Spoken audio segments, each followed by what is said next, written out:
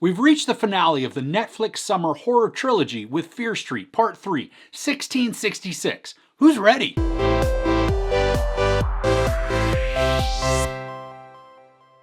The origins of Sarah Fier's curse are finally revealed as history comes full circle on a night that changes the lives of Shadysiders forever. So this is going to be spoiler free for Part 3 because I just don't want to ruin anything.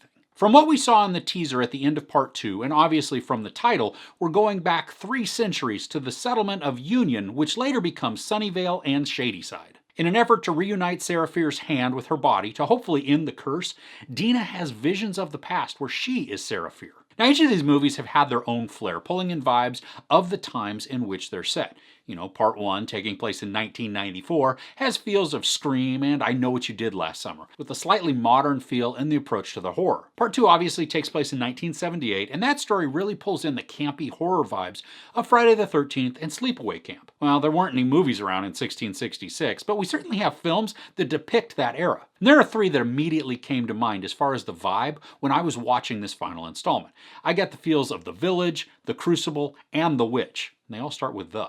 A large portion of this movie is more atmospheric and relies on crafting the suspense and anxiety by behaviors of what becomes mob mentality from the townspeople. If you've seen any movie that surrounds the idea of the Salem witch trials, you know the hysteria that is involved and the flying accusations that end up taking place. Much of the time, any sort of logic is just thrown out the window in favor of getting caught up in the frenzy of accusations. This installment plays heavily on this as well, and I think it's used it in a really effective way. We've been told in the previous 2 movies how Sarah Fier was the witch responsible for cursing Shadyside, or at least cursing the area that is now Shadyside. And what we've been told so far is just lore. Now we get to witness the actual events. This builds slowly but steadily as we watch Dina, now as Sarah, move throughout the settlement. She's got a good group of friends, which are played by many of the other actors from the previous films, and I like that inclusion. There's a low-level mistrust by the townspeople that is evident as the people just look snidely at Sarah. And there's also mystery that comes into play as we get glimpses of someone sneaking around the dark forest,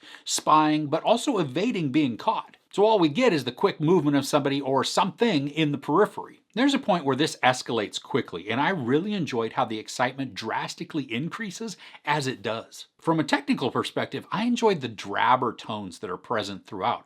There's a lot of softer lighting thanks to candlelight, and it gives everything just this warm yellow-orangish tint.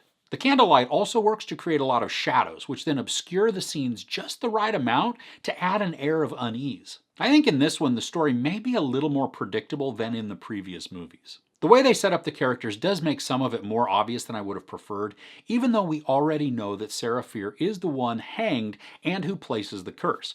There's still an element of mystery to this story, though. The actors continue to do a good job, but even though we have a lot of the previous players as they come back to play roles of the townspeople in Union, the majority of the action, dialogue, and story really focuses on a couple of players. But then the movie makes a shift to allow for an overall resolution to the trilogy. And at first I was a little shocked, but then I loved what was happening. The growing tension and nervousness that was building magnified to just an exciting climax, and the pace picked up with an intensity that was exciting and fun. This didn't feel rushed, nor did the earlier portion of the movie feel slow. There was just this noticeable urgency that the story took on. And there's still no shortage of blood and gore in this last story either. Some of the gruesomeness and brutality aren't shown, but rather we get to see the aftermath. But then there are parts where it's a full-on bloody battle. I think with this, we get a satisfying conclusion to the story too.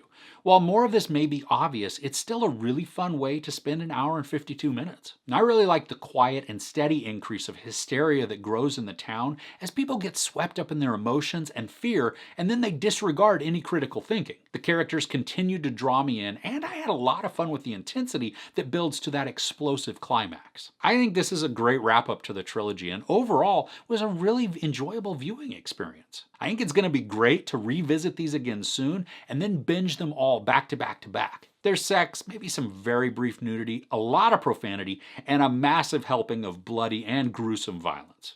I give Fear Street Part 3, 1666, 4 out of 5 couches. So what have you thought about the trilogy? Have you loved it? Liked it? Hated it? Do you have a favorite scene or maybe a character? I'd love to know in the comments below. If you enjoyed this review, please give it a like. Also, don't forget to share and subscribe. I'm Chris. This is Movies and Munchies. Thanks for couching with me.